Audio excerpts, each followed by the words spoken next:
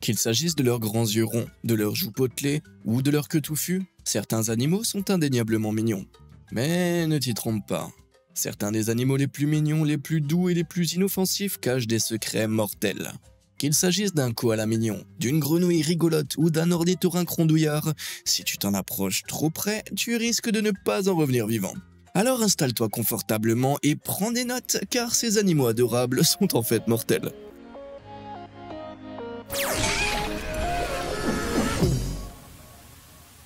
Le parfait petit ornithorynque. À mon avis, l'ornithorynque est un animal aussi adorable que bizarre. Cet étrange mammifère semi-aquatique a un bec comme celui d'un canard, une queue comme celle d'un castor et une fourrure comme celle d'une loutre.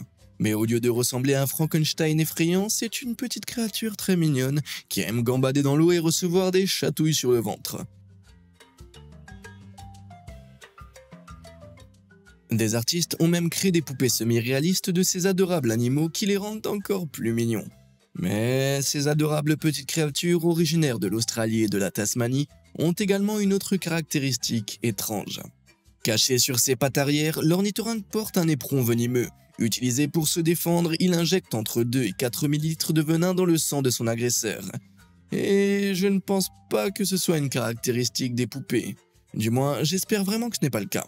Heureusement, seuls les mâles possèdent cette capacité mortelle, les femelles portant des éperons rudimentaires qui tombent au bout d'un an. Cela signifie que tous les Puggles, qui est le nom hilarant et adorable des bébés ornithorynques, naissent avec ce développement venimeux.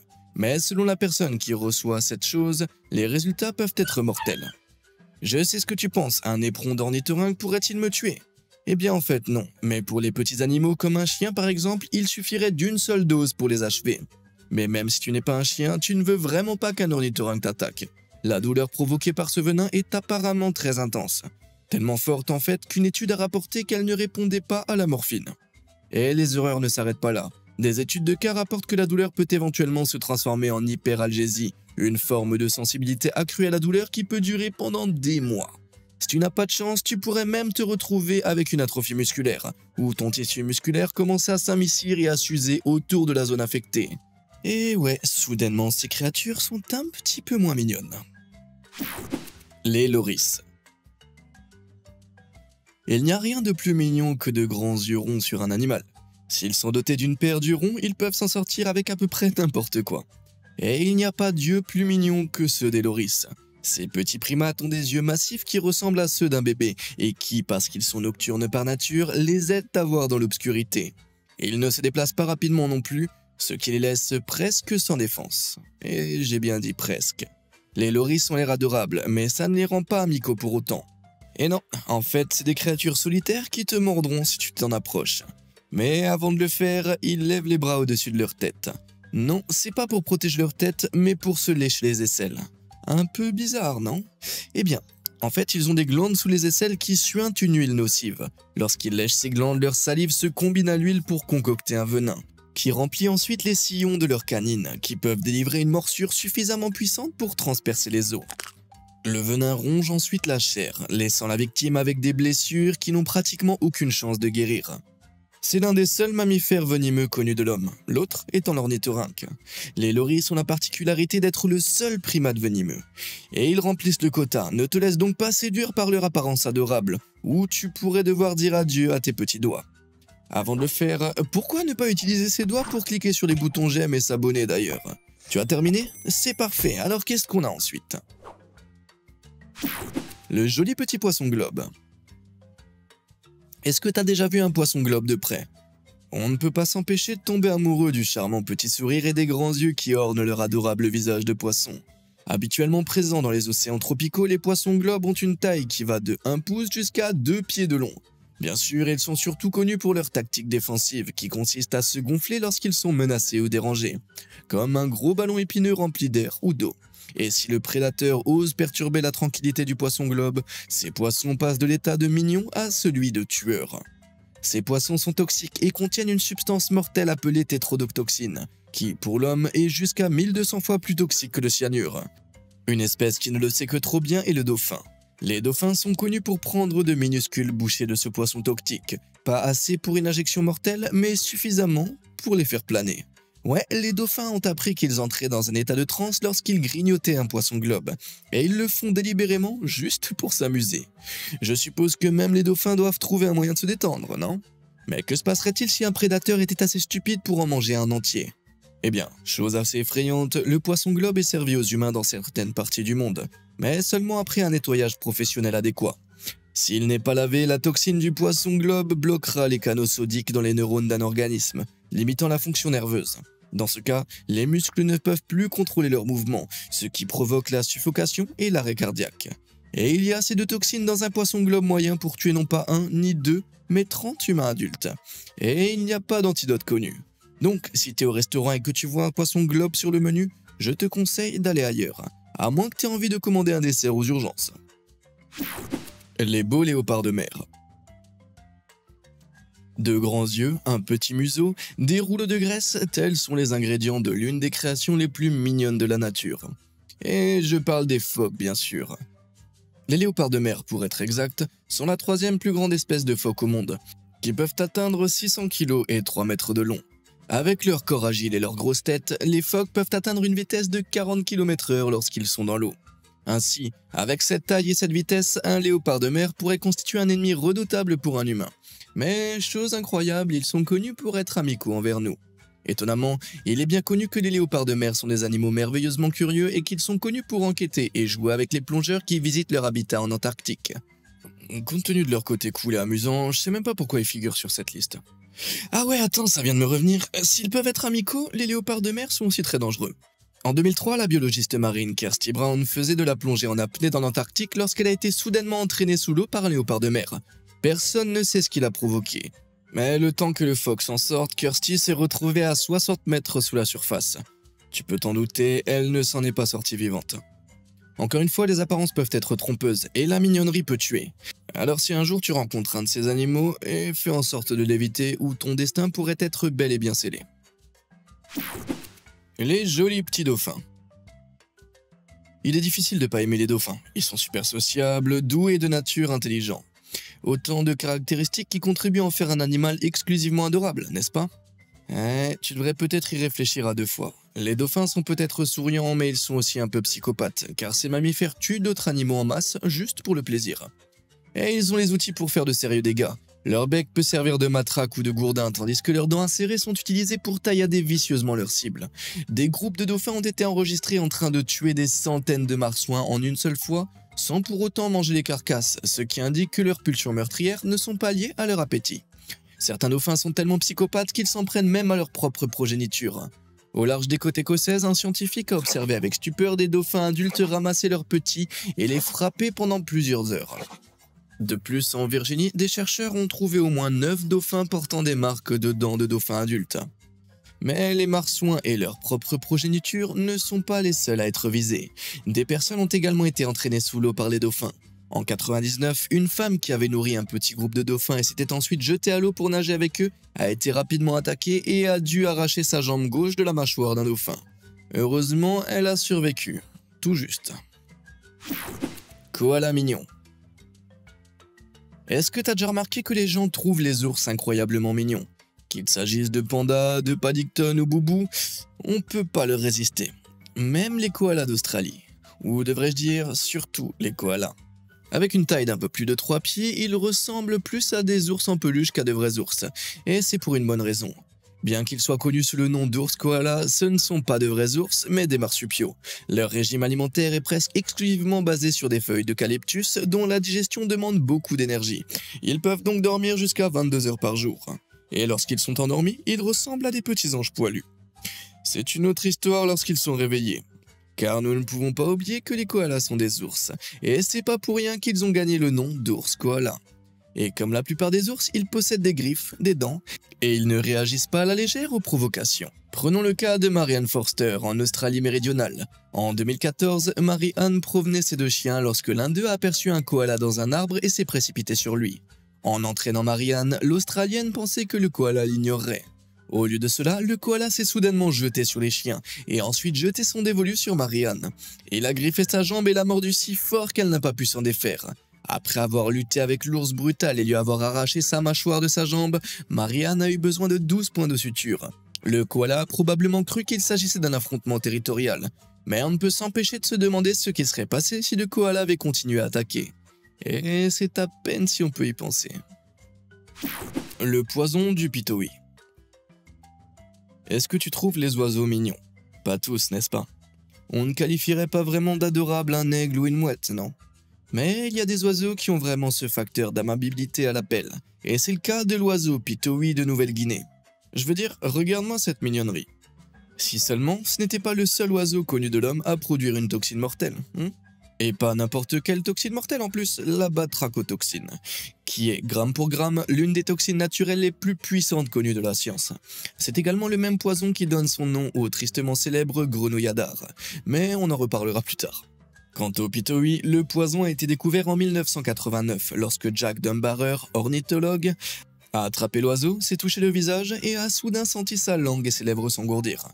Jack a découvert par la suite que les pitohuis recevaient les batrachotoxines des petits coléoptères mélirides dont ils se nourrissaient. C'est en sécrétant les toxines à travers sa peau qu'il les éliminait de son organisme, une façon plutôt astucieuse de s'en débarrasser, tout en incitant les prédateurs à réfléchir à 2 fois avant de s'en prendre à eux, et par la même occasion pour les ornithologues un peu trop zélés. Castor badass. Construisant leurs barrages en mâchant des arbres, les castors sont des animaux très occupés. Alors qu'ils travaillent dur à la construction de barrages, ils sont aussi sacrément adorables. Pouvant mesurer plus de 90 cm de la tête à la queue et atteindre 30 kg, ces rongeurs charmants, joufflus et semi-aquatiques sont tout à fait inoffensifs si tu les laisses seuls. Mais s'ils sont pris au piège ou acculés, c'est une autre facette du castor qui transparaît. L'utilisation quasi constante de ces incisives super aiguisées signifie que les dents du castor ne cessent de pousser, et si la menace est humaine, rien n'empêche le castor d'enfoncer ses fameuses incisives directement dans tes membres. Mais tu vas pas en mourir, n'est-ce pas? Eh bien non, sauf si le castor cause de graves blessures et est porteur d'une infection. Les castors sont l'hôte de toutes sortes de maladies, comme la tularemie ou la rage. Ouais, la rage. Cette maladie virale qui infecte le système nerveux central des mammifères, provoquant à terme une maladie du cerveau et la mort. Tu peux contracter la rage par transfert de morsures, de fluide corporel ou même d'eau infectée. Il y a donc de fortes chances qu'une attaque de castor te fasse écumer la bouche et lutter pour ta propre survie. Indépendamment de l'état de l'infection, une attaque de castor s'est avérée fatale. C'est l'histoire d'un pêcheur biélorusse de 60 ans qui, en 2013, a trouvé la mort après qu'un castor lui ait ouvert une artère de la jambe. Sur le site, certains ont affirmé que le pêcheur avait provoqué l'attaque en attrapant le castor, tandis que d'autres ont déclaré que des castors agressifs couraient en liberté dans la campagne biélorusse. Quelle qu'en soit la raison de l'attaque, je pense qu'il est plus prudent de ne pas s'aventurer en Biélorussie. Grenouille fantasque. Originaires des forêts tropicales d'Amérique du Sud et d'Amérique centrale, les minuscules grenouilles vénéneuses se présentent dans toutes sortes de couleurs éblouissantes. Elles varient entre le jaune, le cuivre, le rouge, le bleu, le vert ou même le noir. Mais il ne s'agit pas d'un quelconque défilé de mode pour grenouilles. Il s'agit d'avertir les prédateurs qu'elles sont dangereuses et que malgré leur apparence mignonne, elles ne sont pas du tout à prendre à la légère. Qu'y a-t-il donc de si dangereux dans une toute petite grenouille? Dans cette même peau captivante, les grenouilles empoisonnées stockent une toxine naturelle qui peut paralyser, voire tuer un prédateur. En fait, ces minuscules petites grenouilles font partie des animaux les plus toxiques au monde. La grenouille d'or, par exemple, contient suffisamment de toxines pour tuer 10 hommes adultes. Elles sont donc plus toxiques que les oiseaux pitohuis, les ornithorynques ou même un partenaire qui te demande ton mot de passe de téléphone. Le fait d'être surtoxique, c'est peut-être pas une bonne chose pour ton partenaire, mais ça aide beaucoup les grenouilles. Si on accepte une espèce en particulier de serpent qui a développé une résistance à cette toxine, la grenouille n'a pratiquement aucun prédateur dans la nature. Et si tu doutes de la létalité de ces tueurs colorés, sache qu'il suffit en fait de 2 microgrammes, soit environ la quantité d'une tête d'épingle, du poison de la grenouille à fléchette pour faire tomber un homme dans sa tombe. Ouais, c'est encore plus toxique que le dernier drama de Villebrequin. Les dingos chéris. Au premier coup d'œil, les dingos, surtout lorsqu'ils sont chiots, ont l'air d'une race de chiens assez adorable originaire d'Australie. Mais si t'es australien, tu sais peut-être que, malgré les apparences, les dingos ne sont pas du tout mignons. Car ces canidés carnivores et rusés peuvent devenir plutôt vicieux. Même s'ils ne pèsent qu'environ 30 kg, ces chiens sauvages sont plus proches des loups que des chiens domestiques, ce qui en fait le plus grand carnivore sauvage d'Australie. Ils représentent donc une menace pour les moutons, le jeune bétail et les jeunes humains. Les meutes de ces chiens chassent ensemble, et bien que les incidents d'attaque contre les humains soient statistiquement très faibles, depuis 2002, il y a eu plus de 100 attaques dangereuses de dingos, bien qu'historiquement, certaines aient été plus fatales que d'autres. En 1980, Lindy et Michael Chamberlain Creighton faisaient du camping avec leur fille Azaria, âgée de 9 semaines, et ils l'ont brièvement laissée seule dans leur tente. Quelques instants plus tard, Lindy affirme avoir vu un dingo sortir de la tente et s'enfuir en courant. Ce n'est qu'à ce moment-là qu'ils ont réalisé qu'Azaria avait disparu. Après l'un des procès pour homicide les plus médiatisés de l'histoire australienne, au cours duquel Lindy et Michael ont été accusés d'avoir tué leur fille et d'avoir menti au sujet du dingo, la famille a été disculpée. De nouvelles preuves suggéraient en effet qu'un dingo s'était emparé du bébé, mais malheureusement elle n'a jamais été retrouvée. Depuis, d'autres attaques de dingos sur des enfants ont été enregistrées, dont une en 2021. N'oublie jamais que ce sont des dingos et pas des chiens et qu'ils ne joueront probablement pas à va chercher avec toi, sauf si ça consiste à aller chercher des enfants. Des hérissons heureux. Pour un animal couvert de pointes très acérées, les hérissons ont l'étrange capacité de se montrer très mignons quand ils le veulent. Ces petits mammifères épineux utilisent leurs pointes pour éloigner les prédateurs en se mettant en boule et en devenant un cauchemar à 360 degrés. Leurs pointes sont faites de kératine, la même matière que les cheveux humains et les ongles, ne sont ni venimeuses ni barbelées, mais une blessure causée par elles peut être fatale pour l'homme. En effet, les hérissons sont porteurs d'une variété de maladies qui peuvent infecter et blesser gravement un être humain. Mais comme la plupart des mammifères vivant dans les jardins, les hérissons ne sont porteurs de ces maladies que dans certaines circonstances et ne sont pas naturellement agressifs. En général, ils ne représentent donc pas une menace active, mais s'ils sont malades, c'est totalement différent. Si ta peau est abîmée par des nombreux pics d'un hérisson sauvage, par ses morsures ou ses griffures, tu peux être infecté par toutes sortes de séries de choses dangereuses. Des choses comme des parasites, des maladies bactériennes comme la salmonelle et des maladies virales comme la rage. Ils ressemblent peut-être à des adorables boules de terreur, mais il s'avère que ces pointes sont le cadet de tes soucis. La belle bleue. Peu d'animaux se distinguent autant que la pieuvre, avec son gros cerveau, ses 3 cœurs et ses célèbres 8 tentacules. Sans oublier qu'en petite taille, les pieuvres occupent une place de choix dans l'indice de mignonnerie. Elles sont tellement mignonnes qu'une espèce récemment découverte a été officiellement baptisée Adorabilis, parce qu'elle est tellement mignonne et adorable. Regarde-moi ça, t'es obligé de craquer, non? Mais elles ne sont pas tout aussi adorables qu'inoffensives. L'une des espèces les plus petites et les plus mignonnes est la pieuvre à anneaux bleus, qui malgré sa couleur vive attrayante et sa taille distinctive, réserve une surprise mortelle. Tout comme les grenouilles venimeuses, les poulpes à anneaux bleus sont aposématiques, ce qui signifie qu'elles affichent des couleurs vives pour avertir leurs prédateurs de ne pas s'en prendre à elles. Et tout comme la grenouille vénéneuse, les pieuvres à anneaux bleus produisent de la tétrodotoxine à partir de leurs glandes salivaires. Tu te rappelles comment fonctionne la tétrodotoxine ? Allez, voilà un bref rappel. Cette neurotoxine mortelle attaque tes impulsions nerveuses. Elle décompose et empêche tes muscles de se contracter, ce qui a pour effet de paralyser ton corps. Et ce n'est alors qu'une question de temps avant que tes poumons et ton cœur s'arrêtent de fonctionner. Mais selon la façon dont la pieuvre administre cette toxine, tu peux peut-être survivre. Une étude a récemment découvert que la tétrodotoxine est 50 fois moins toxique lorsqu'elle est avalée que lorsqu'elle est administrée par d'autres moyens. Ça pourrait expliquer pourquoi en 2010, 2 personnes ont accidentellement mangé la pieuvre mortelle, mais ont toutes 2 survécu. Quoi qu'il en soit, je pense qu'à partir de maintenant, j'éviterai les calamars au menu. Le monde des wombats. Il y a beaucoup d'animaux violents et agressifs en Australie. Les dingos, les huntsman, les crocodiles pour n'en citer quelques-uns. Les Australiens ne les connaissent que trop bien. Même eux ne s'attendent pas à ce que les wombats figurent dans cette liste. Je veux dire, ces marsupiaux massifs mesurent souvent plus d'1 mètre de long, mais sont totalement inoffensifs, n'est-ce pas? Je veux dire, ils ont l'air trop adorables pour être trop violents, non? Eh bien, tu l'as deviné, loin d'être mignons, les wombats sont étonnamment violents. Si par exemple un dingo s'introduit dans son terrier, le wombat lui fonce dessus, le renverse sur le dos et l'écrase contre ce dernier. En cas de menace, on dirait que ces marsupiaux se transforment en wombats de combat. Et la violence ne s'arrête pas au dingo. En 2010, Bruce Kringle, 60 ans, est sorti de la caravane dans laquelle il séjournait lorsque, surgi de nulle part, un wombat l'a soudainement attaqué. Bruce a tenté de s'enfuir, mais le wombat l'a repoussé à plusieurs reprises, le griffant et le mordant partout. Lorsque le wombat avait fini, Bruce était couvert de morsures et d'égratignures de la tête aux pieds. Il est assez surprenant que les wombats, herbivores habituellement dociles, puissent causer autant de dégâts. Eh bien, si les wombats sont mignons et câlins pendant les 2 premières années de leur vie, ils vivent bien plus longtemps que cela. Certains wombats atteignent le grand âge de 34 ans, mais à ce moment-là, ils sont devenus solitaires et agressifs. Mais ce destin ne nous attend-il pas tous? Si tu doutes encore, prends le cas d'un homme et de son chien en 2010. Le chien avait couru dans un terrier de wombat, ce que le wombat résident n'a pas apprécié, et a essayé d'écraser le chien. Paniqué, le propriétaire a frappé le wombat à la tête avec une pelle, mais ça a fait qu'empirer les choses. Le wombat a craqué, il a renversé le propriétaire et l'a mordu si violemment qu'il s'est retrouvé à l'hôpital couvert de plaies infectées.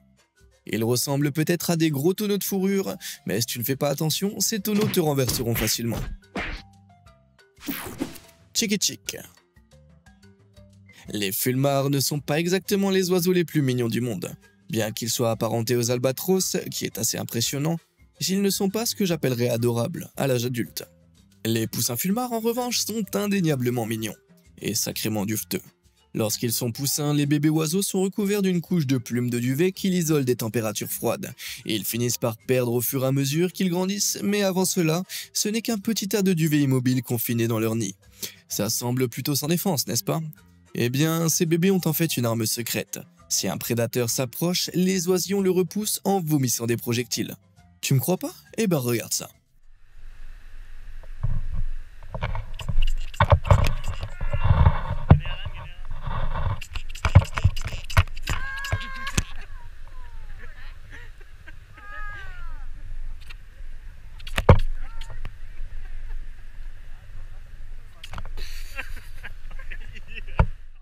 Et il ne s'agit pas d'un simple vomi, mais d'un vomi mortel. Les oiseaux naissent avec une partie de leur estomac appelée proventriculus. C'est là qu'ils fabriquent et stockent une huile dégoûtante, puante et révoltante. C'est cette huile que l'oisillon absorbe, et apparemment elles sont comme si quelqu'un avait mis le feu à une décharge. Pour les oiseaux prédateurs tels que les becs de ciseaux et les squasses, l'huile colle les plumes de l'oiseau ensemble, de sorte que lorsqu'il tente de prendre son envol, l'oiseau plonge vers sa mort. Même si l'oiseau tente de se débarrasser de l'huile dans l'océan, il découvre qu'il a perdu sa flottabilité et se noie lentement mais sûrement. Il s'agit d'un mécanisme de défense vraiment dégueulasse. Lequel de ces animaux t'as trouvé le plus mignon?